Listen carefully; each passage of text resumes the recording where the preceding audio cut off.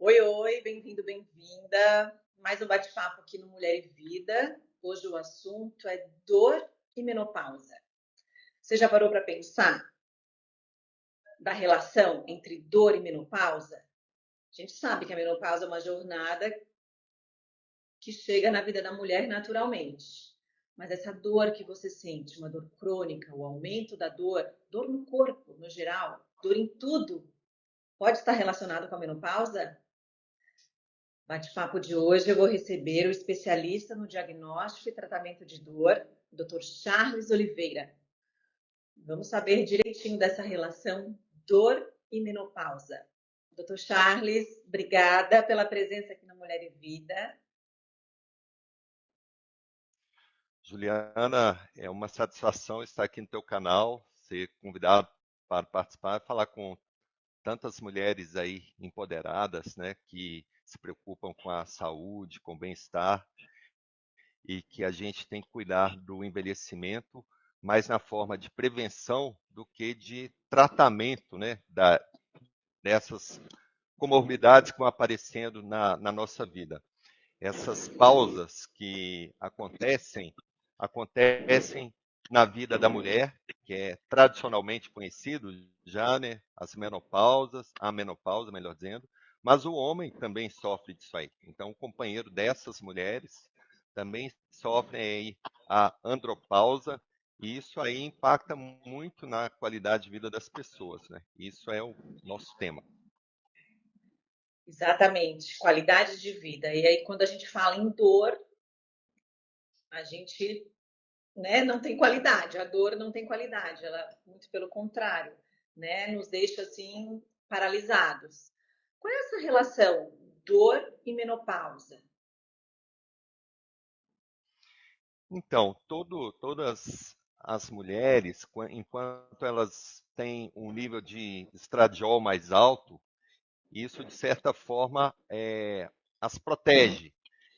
Elas conseguem também ter um nível de testosterona normal, o que também produz aí massa muscular. E com essa idade, com o avanço da idade, a gente vai perdendo aí a massa muscular que a gente consegue ganhar até os 40 anos. A partir daí, vai tendo uma perda gradativa, ano a ano, de 1% ao ano, e isso cumulativo vai impactando na vida das pessoas. Então, eu vejo muito frequente uma queixa de mulheres mais velhas, é uma dor muscular, uma dor no ombro, uma ruptura de manguito rotador, uma dor articular, e tudo isso é fruto de uma alteração hormonal que, se for reposto por um ginecologista, por um endocrinologista, por pessoas voltadas para essa área, faz com que essas mulheres possam ter uma vida melhor, um envelhecimento mais saudável e menos dor. A nossa área é cuidar da dor dessas pessoas. A gente restaura a qualidade de vida. Mas eu preferiria não receber esses pacientes, essas pacientes, se elas fizessem uma prevenção. Então a gente está na rota de correção, né? A gente cuida dessas pessoas que estão obesas, com sobrepeso, com dor articular, e isso aí, Juliana, é um espiral negativo, porque baixa a autoestima, piora a qualidade de sono, reduz as suas atividades sociais, leva à ansiedade e isso a uma depressão. Ansiedade e depressão pioram a dor crônica. A dor crônica piora a ansiedade e depressão. No final, você não sabe quem nasceu primeiro, mas o fato Uhum. é que a gente está diante de um problema e esse problema precisa ser abordado com muita seriedade. Perfeito. E aí, quando a gente relaciona a dor, quando a mulher começa a sentir dor, ela para com os exercícios, né? Acha que não deve fazer exercício, que deve estar machucando. E aí, qual é o problema disso, de parar com o exercício? É importante continuar, seja qual for o exercício?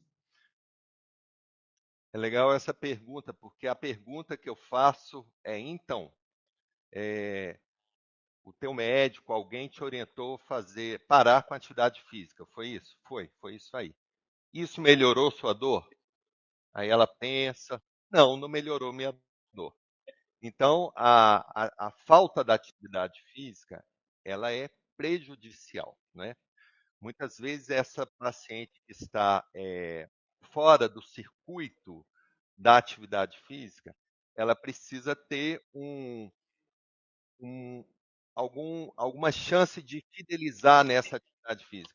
Então, se ela tiver chance de ter um personal trainer, um educador físico, que possa tutoriá-la, pelo menos para que ela consiga ter compromisso com aquilo e falar, não, tem um compromisso com aquele personal naquela hora, eu não posso faltar. Eu falto uma vez ou falto duas, mas eu não posso faltar todo dia, né? Eu vejo muito isso, que a falta de energia, a falta de foco e a falta de frequência.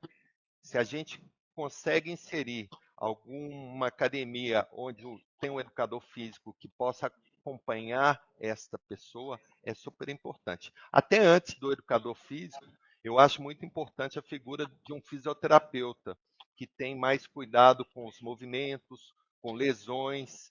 E a nossa jornada com esse paciente é indicar primeiro aquele paciente que tem dor, depois de fazer todos os ajustes que precisam ser feitos é que o fisioterapeuta faça uma analgesia, um reforço muscular e depois a atividade física regular, né? Então é um caminho que a gente tem que ter um objetivo. E qual o nosso objetivo? Cada um tem que ter a sua meta, né? Qual que é a meta que eu me coloco para esse ano?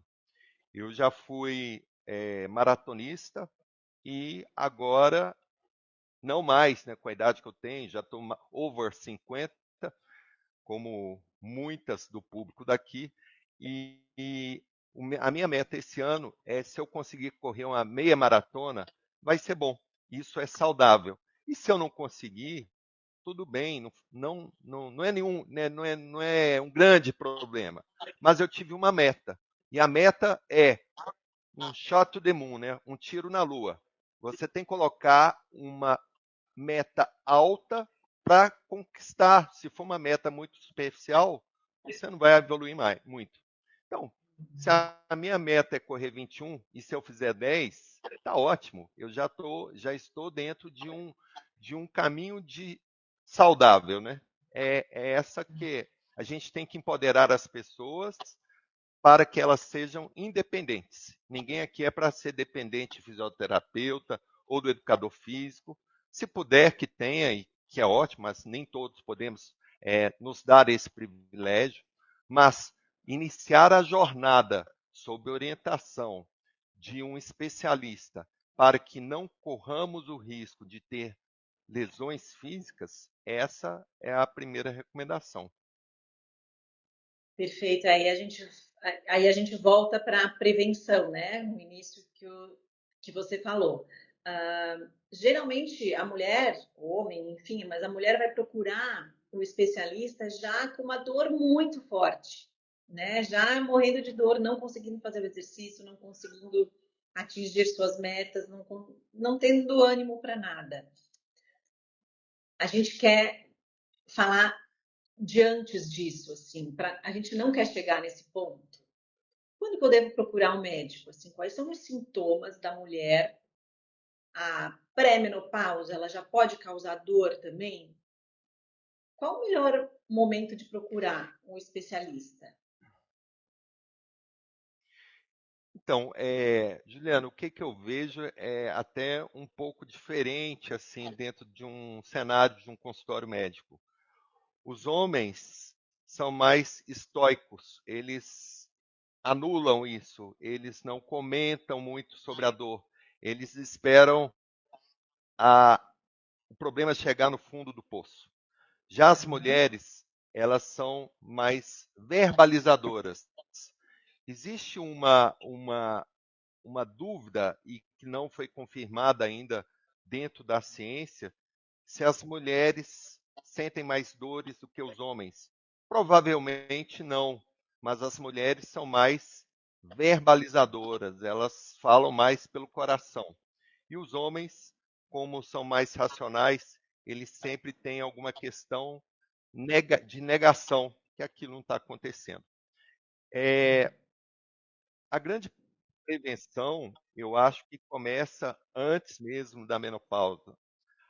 Ah, até os 40 anos, eu vejo que o corpo aguenta as pancadas e os sofrimentos e não dá sinais de desgaste.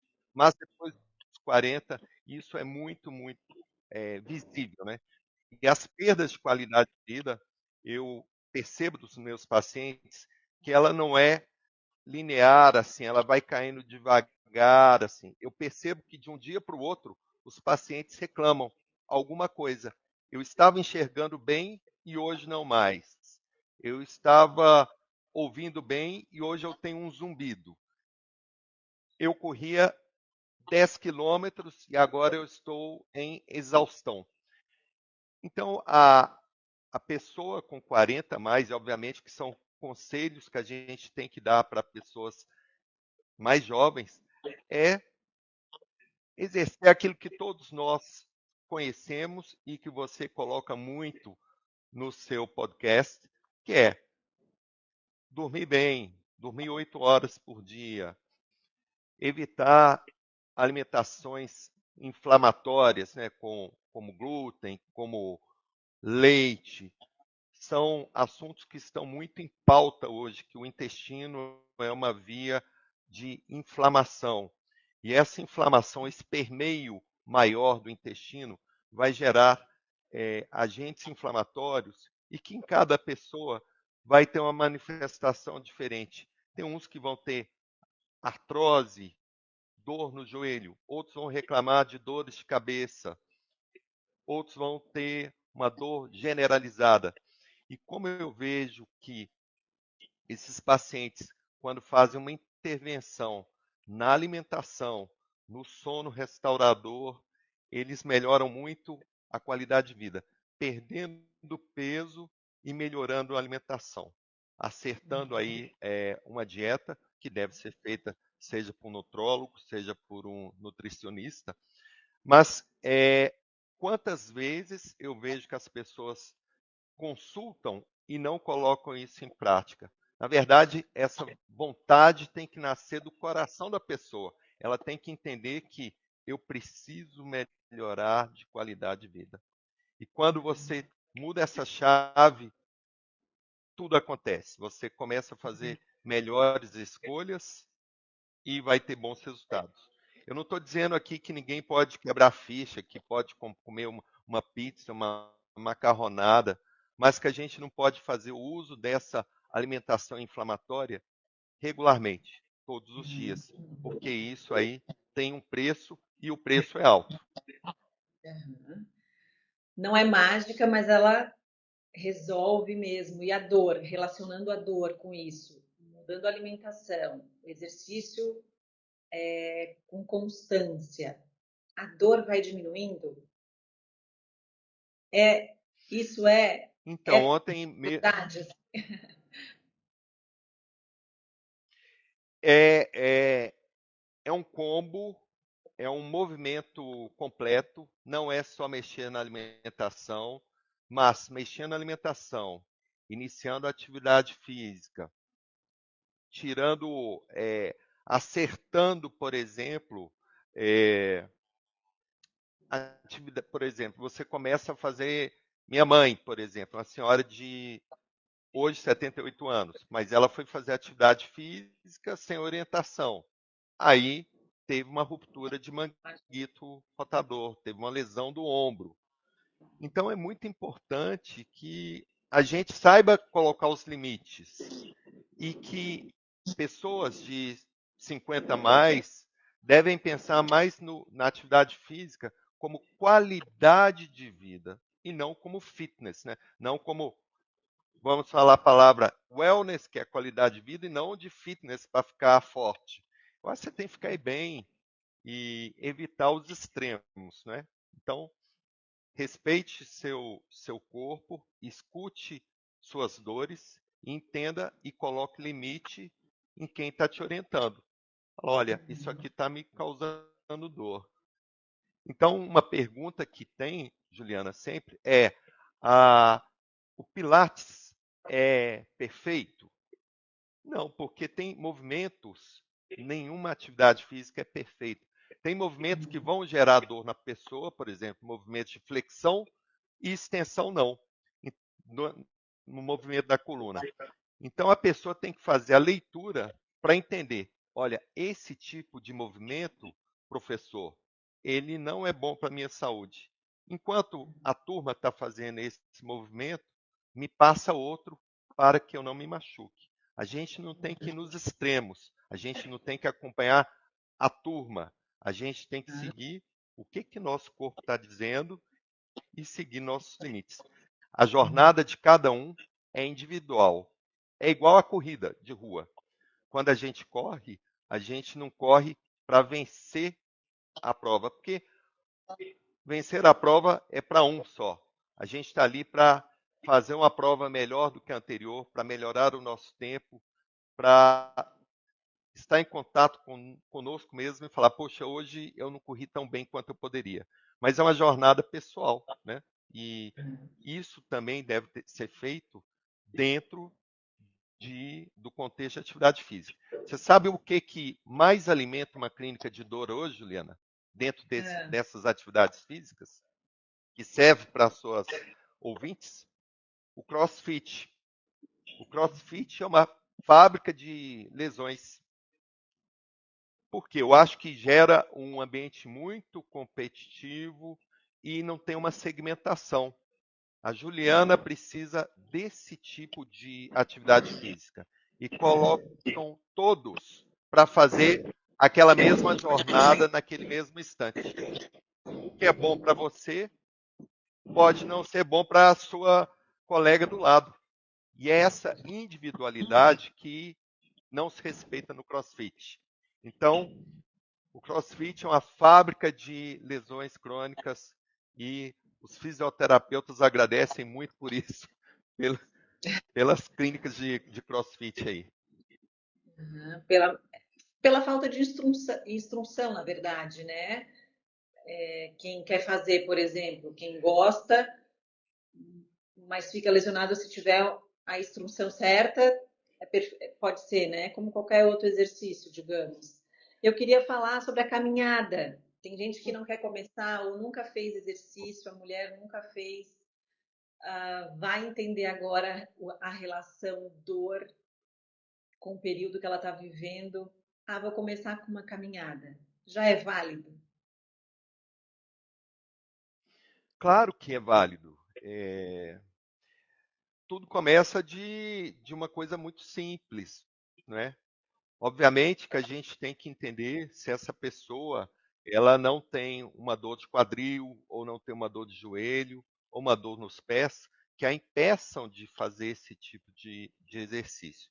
Não podendo exercer isso, lembre-se que as atividades dentro da piscina reduzem muito o impacto, reduzem muito o peso da pessoa. A atividade física para a questão cardiovascular e muscular, ela está válida.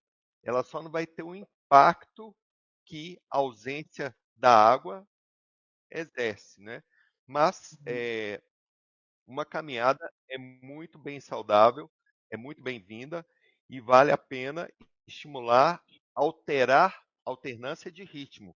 Uma caminhada, por exemplo, em ritmo mais forte, tipo 2 minutos, com uma caminhada de recuperação por outros 2 minutos. E faça isso 5 vezes no início. E repita isso 3 vezes por semana. E ao longo do tempo, pode ser feito uma expansão de uma caminhada com mais ritmo, um ritmo mais forte, por mais tempo, né? Digamos que de 2 minutos, que passe para 3, que passe para 4, gradativamente, alternado com períodos de recuperação, até o momento que a pessoa consegue fazer uma caminhada num ritmo mais constante, mais forte, por aí mais de 30 minutos. Toda atividade acima de 30 minutos, ela já está sendo benéfica para a queima de gordura, que é um objetivo da grande maioria da população, né? Reduzir o peso, reduzir gordura e ganhar massa muscular. Perfeito, doutor Charles. Quando a gente relaciona dor, ou quando a gente fala em dor, existe um remedinho para cada tipo de dor, né? E aí a farmácia lá, para gente, aberta, e as pessoas vão se entupindo de remédio. Qual é o perigo disso? E aí, agora eu não sinto mais dor. Termina o. Acaba o remédio e volta tudo. Enfim, é uma bola de neve isso. Juliana, seria é, errôneo da minha parte falar que quem nunca se automedica, não é? Isso é corriqueiro, é prático. Eu lembro até uma vez que eu estava no Dá aeroporto resultado, né? de Porque a dor Londres, vai embora. e sim, quando eu estava no aeroporto de Londres, eu tive um broncoespasmo. Eu tive um broncoespasmo e não conseguia comprar medicação naquele aeroporto, porque lá não pode comprar sem receita médica. Então, quem nunca foi a um balcão de farmácia tentar resolver seu problema? O problema é quando a pessoa faz o uso dessa medicação por tempo indeterminado, por um tempo maior do que 5 dias, e a dor permanece. Ou toma esse remédio todos os dias, porque assim fica bem.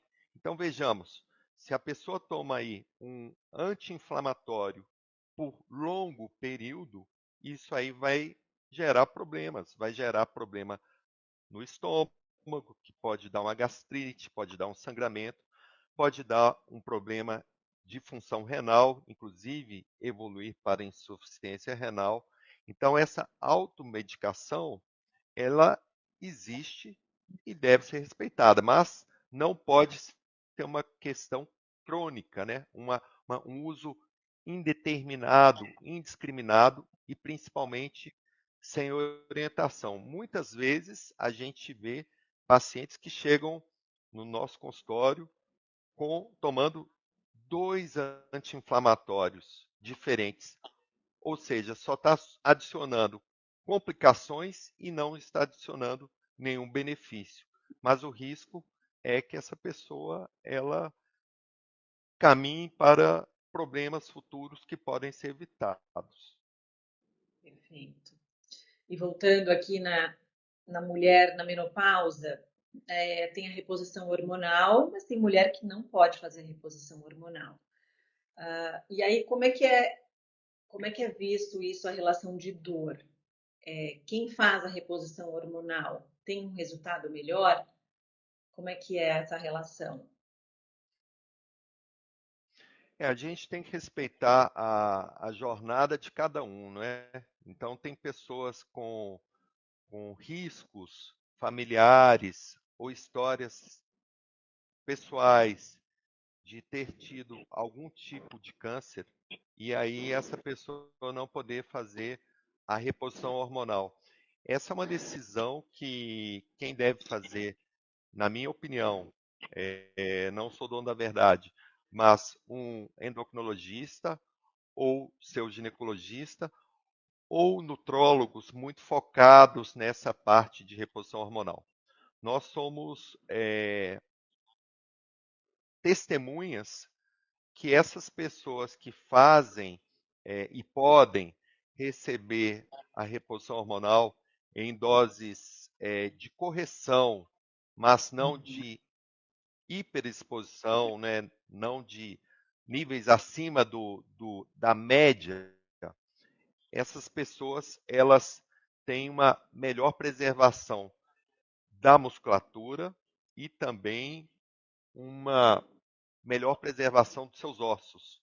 Elas conseguem manter ossos mais saudáveis, porque os ossos é uma consequência da atividade física de impacto. E uma coisa que a gente percebe nessas mulheres que entram na menopausa é um aumento do nível de fraturas ósseas, né?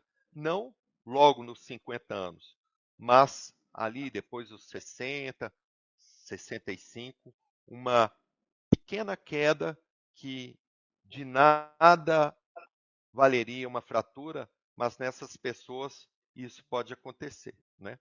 Então, o nosso lema de todos os médicos é evitar a primeira fratura. E quando a gente não consegue, que a gente evite a segunda, né? Porque todo paciente que fratura por um baixo impacto são pessoas que já estão com osteoporose em franco andamento. E isso aí precisa ser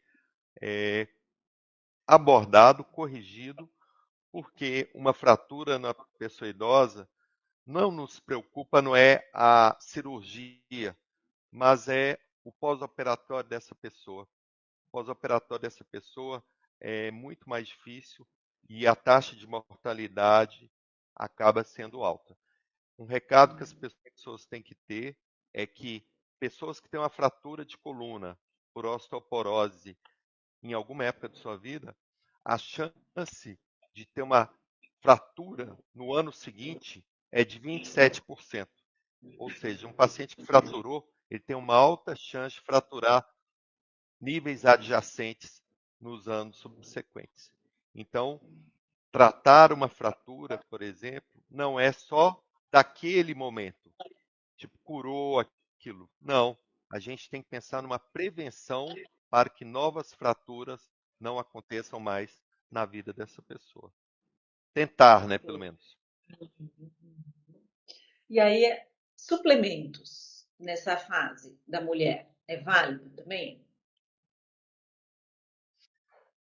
Super. Por exemplo, hoje está comprovado pela ciência, né, que a creatina ela tem evidências que a reposição diária ela melhora o rendimento, o cansaço, a recuperação. Então, a reposição de creatina já tem uma evidência muito forte e tem outros suplementos que se usa muito frequentemente e os quais eu recomendo também, como as proteínas, né? Whey protein. Quando a gente fala que uma pessoa tem que comer aí, uma pessoa de 50 anos tem que comer aí 100, 120 gramas de proteína por dia, não é uma tarefa fácil.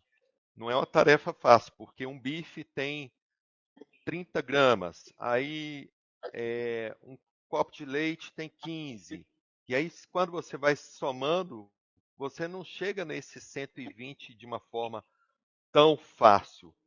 É válido lembrar também que a pessoa idosa, ela tem uma atrofia gástrica e uma maior dificuldade de absorção de proteínas por alterações de enzimáticas que acontecem também. Então essa pessoa, ela evita comer proteína porque uma alimentação que no passado a fazia bem, depois começa a ficar com má digestão, empanzinada, não digere tão bem. E aí essa pessoa que já está numa idade, que já está com o pâncreas mais cansadinho, e é comum ter um pré-diabetes, ela para de comer proteína e muda sua alimentação para mais carboidrato. Comendo mais carboidrato pode até favorecer um pré-diabetes, que vira um diabetes. Então, o whey protein é uma questão que eu estimulo Comenta. os pacientes a fazerem uma reposição, obviamente que sob a tutela de um orientador, né, de uma consulta, de um nutrólogo, de um nutricionista, uma pessoa que tenha experiência em tal área. Perfeito. Doutor Charles, para a gente encerrar, eu queria que você falasse assim, em poucas palavras, mas a qualidade de vida, que é o que a gente busca aqui, né? Desde a jovem até a mulher 50 mais aqui. Quais são os passos para a gente chegar lá, firme e forte? Então, 3 conselhos básicos: controle de peso, atividade física regular e sono restaurador. Se tem 3 questões e não fumar, 4.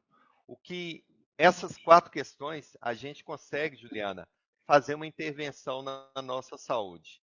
Agora, o que a gente herda de pai e mãe, isso aí não se muda. Isso a gente tem que assumir e seguir em frente com essa genética aí. E tomara que suas ouvintes tenham herdado de seus pais uma genética bastante positiva, bastante saudável. Perfeito. E aí, para fechar mesmo com chave de ouro, quais são os sintomas? Qual é a primeira queixa que eu consigo enxergar no meu corpo que eu devo procurar o médico imediatamente para conseguir chegar com qualidade de vida? Então, entrando nesse foco de menopausa, eu acho que o cansaço, a exaustão, a falta de produtividade, a, a, um pouco de depressão junta, são os primeiros sinais que alguma coisa no corpo dessa mulher está acontecendo. E que quanto antes houver uma intervenção, mais rápido serão os resultados que ela está almejando. Perfeito. Doutor Charles, muito obrigada por tanta dica de qualidade, por esse bate-papo, pela participação aqui no Mulher e Vida. O Instagram do Dr. Charles vai estar aqui. Qualquer dúvida é só entrar em contato com ele. Muito obrigada. Obrigado pela oportunidade, Juliana. Um abraço a todos os ouvintes. Obrigada, obrigada a todos vocês.